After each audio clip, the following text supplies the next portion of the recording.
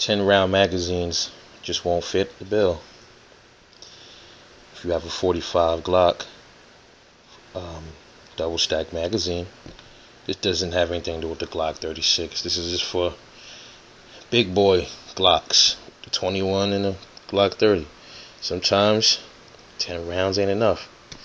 You just never know. You might find yourself in that real fucked up situation where that just ain't gonna cut it, man.